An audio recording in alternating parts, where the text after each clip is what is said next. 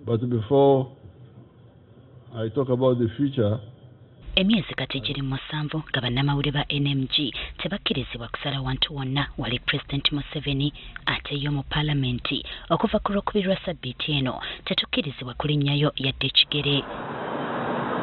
Kino kiba kityoboola eddembe lya bannamawulire nga kw'otadde n'obweyamo eri abalabi abawuliriza n'abasomi b'empapula z'amawulire gaffe okubatuusaako ebyo ebibadde gye batabadde ko n'okubawa amawulire ag'amazima ate mu bwerufu bwago. Kati abalwanyirizi b'eddembe kino bakiraba nga kukotoggera bannansi ko n'okulinnyirira ssemateeka. Kikyamu okugaana bannamawulire aba Nation Media Group oba Monitor oba abamawulire amalala gonna okubeera nti basobola okusaasaanya amawulire agakwata ku bitongole bya gavumenti oba ku President. Okusinziira ku Dr. Livingstone Sewanyana akulira ekitongole ki Foundation for Human Rights Initiative, President mu buyinza bwe oba entebe gy'alimu aba mukozi wa gavumenti kale ng'ebimukwatako byonna ne byakola birina okumanyika. Era tuba twetaaga okubeera nga tumanya buli kamufaako, buli kifa ku ofiisi ye.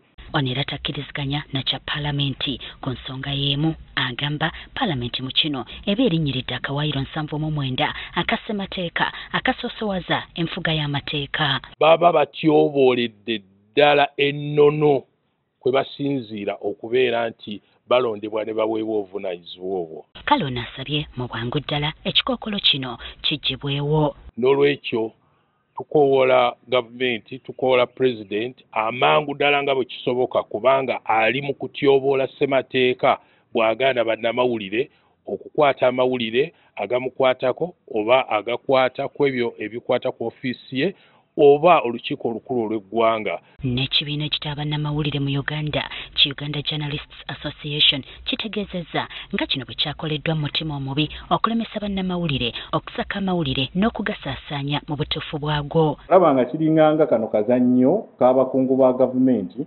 kubeera nga babikka ebikolobero byabwe eri abamawulire abali independent abagenda okukola amawulire nga tebalina kyekubira abagenda okuggyayo ekinyusi n'ebikolwa ebikyamu ebigenda mu maaso mu ggwanga.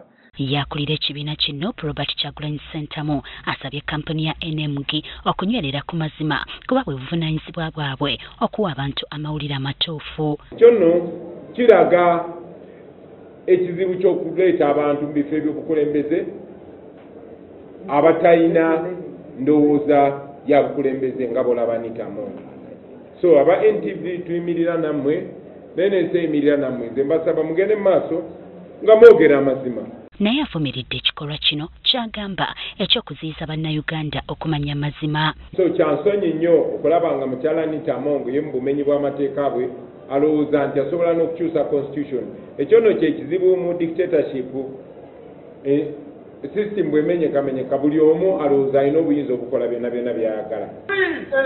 Media freedom! Media freedom! Media freedom! Media freedom!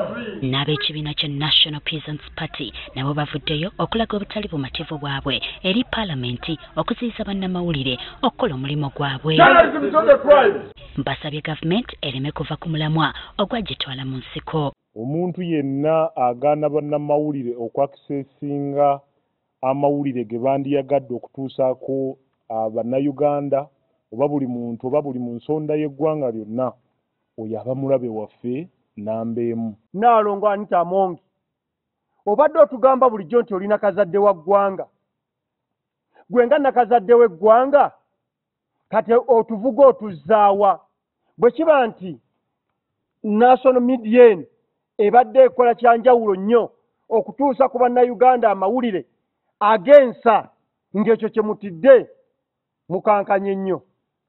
Tukivumira ne sekuvumirira era tusaba awatali kwekwasa nsonga yonna baveeyo bannyonnyole eggwanga lwaki babatadde mu mbeera eno ey'akazigizigi. kale ekirindiriddwa kwe kulaba oba omukulembeze w'eggwanga n'abakulu ba paalamenti baneekuba mu kifuba ne bakkiriza bannamawulire ba NMG okuddamu okukola emirimu gyabwe mu bulambulukufu. Jocelyn Nakibule agafeeyo ku Spark TV. Embeera mu ggwanga etasaanidde watali ddembe lya monansi ly'otyobodde